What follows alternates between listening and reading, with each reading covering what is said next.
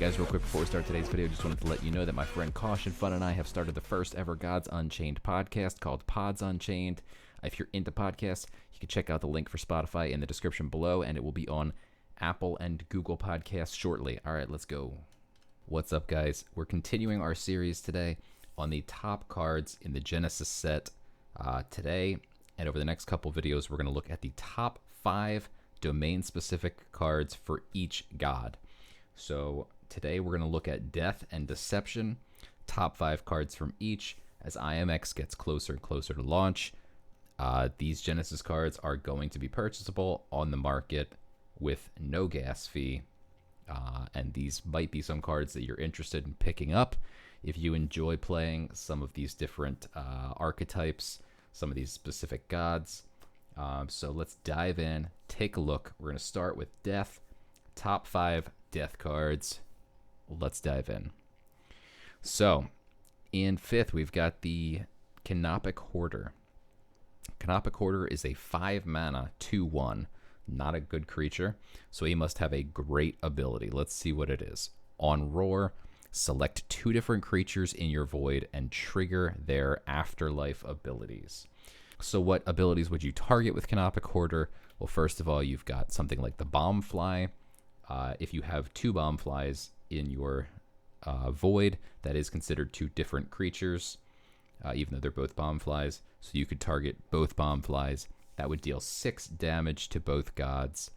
That's a huge amount of burst damage. So if you're trying to finish a game and just do 6 damage to your opponent's face, you can do it with a Bomb Fly. You can also use Possessed Acolytes, which if you have less than 15 health, it summons a 6/6. So merely by playing a Canopic Hoarder, you could actually summon the Canopic Hoarder plus 2 6/6s, or some combination of Bomb Fly and a Possessed Acolyte, or something else entirely. All right, next up we have the Amazon Heart Eater, a 5 mana 4/4 with Roar. Destroy a creature with 3 health or less. If you control another Amazon, heal your god for the destroyed creature's health. So this Roar of destroying a creature with 3 health or less is huge. You can kill anything that has 3 health or less, which could be something like a 5/3 or whatever the case may be. It can go through Ward. It can go through Protected. It can go through Protected and Ward simultaneously, which means that this actually can kill one of the best cards in Light, which in Light, Highborn Knight is a 3/3 with Protected and Ward. You drop an Amazon Heart Eater and you just instantly remove one of the best cards in the game, and you get a 4/4 on top of it. This is a pretty sweet card. Next up, we got the Harvester. It's a legendary 6 mana 3/4, and there's so much text on this card that your opponent will almost always screw it up. Whenever a creature dies, deal 2 damage to both gods. When your god takes damage, heal your god for 2. When your god is healed, this creature gains 1 strength. So every time your god takes damage, your god heals for 2. If you drop this on the board and your opponent isn't paying attention and they start attacking your face, you're just going to keep healing. At the same time, every time your god is healed, this creature gets +1 strength. So if they start hitting your face instead of killing the Harvester, they're going to be in big trouble. If you have a big wide board where you can start using your creatures to kill off their creatures, whenever any creature dies, you deal 2 damage to both gods, which then triggers all of the effects in a row. So you can do a ton of burst damage with the Harvester. It's a very complicated card to play around. It's got so much text that people often mess it up, and it is just a great card. In 2nd, we've got Apocalypse Now. Destroy all creatures again.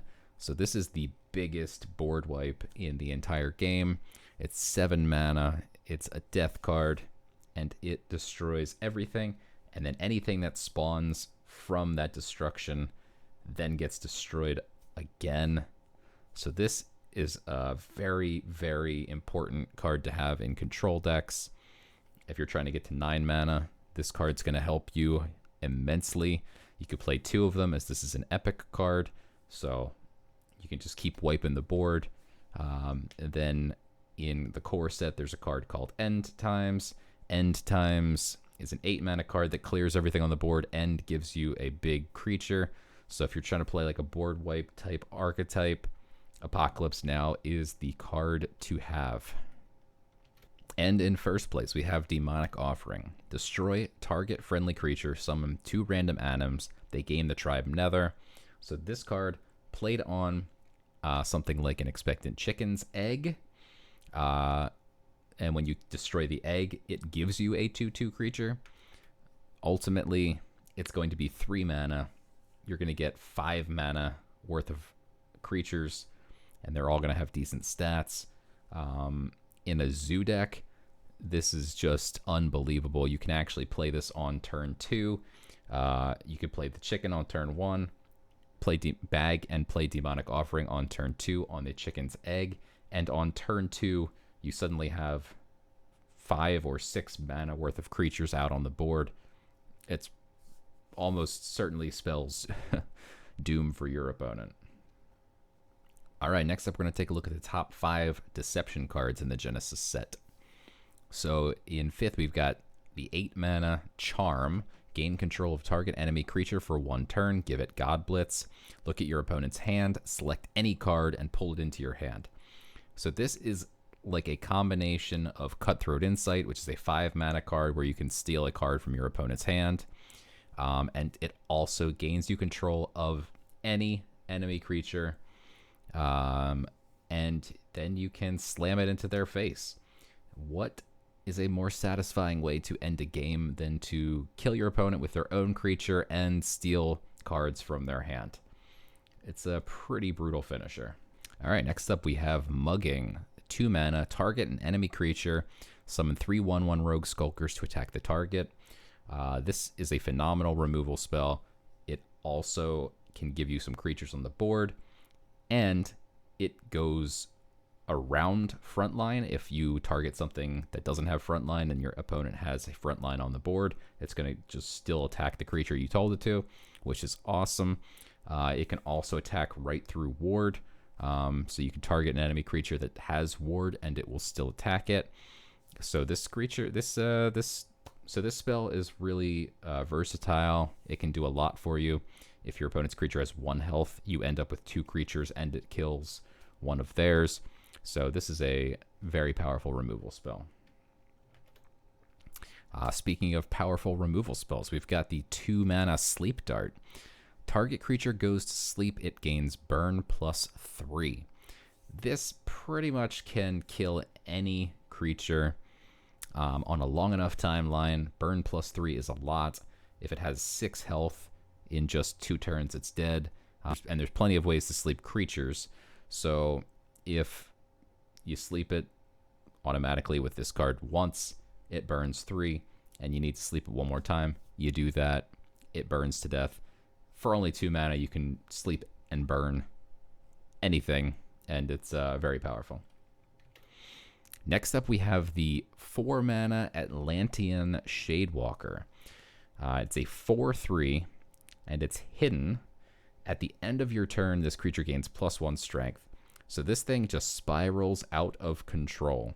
On top of that, it's Atlantean, which means something like the phase-touched Golem is actually able to give this ward. So you could have a completely hidden, warded creature that just spirals out of control, gains strength every single turn while you're waiting to attack with it. If you use the God Power cheat, you can actually attack with it and then cheat it, so it's hidden again, and it keeps growing and growing and growing.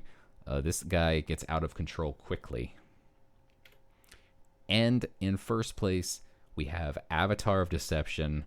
One common thread with some of these lists is you're going to see a lot of these avatars. They're very powerful. One common thread with these lists is you're going to see a lot of avatars. The avatar of each god is pretty powerful. This one is no exception. It is hidden. It has a roar of a random enemy creature becomes confused and goes to sleep. So for 4 mana, it's a 4/4. That would be a okay vanilla creature, but its powers are above and beyond. It's got hidden. It's got the ability to sleep a creature, and the confused is just an added bonus. But effectively, you're able to develop your board while shutting down their board at the exact same time. This is a very powerful legendary creature. Okay, guys, that's going to do it for this one. That's Death and Deception. Up next, we've got Light and Magic, and then Nature and War, so stay tuned. We'll keep looking at all these cards as we get closer and closer to the release of IMX. I'll see you guys next time.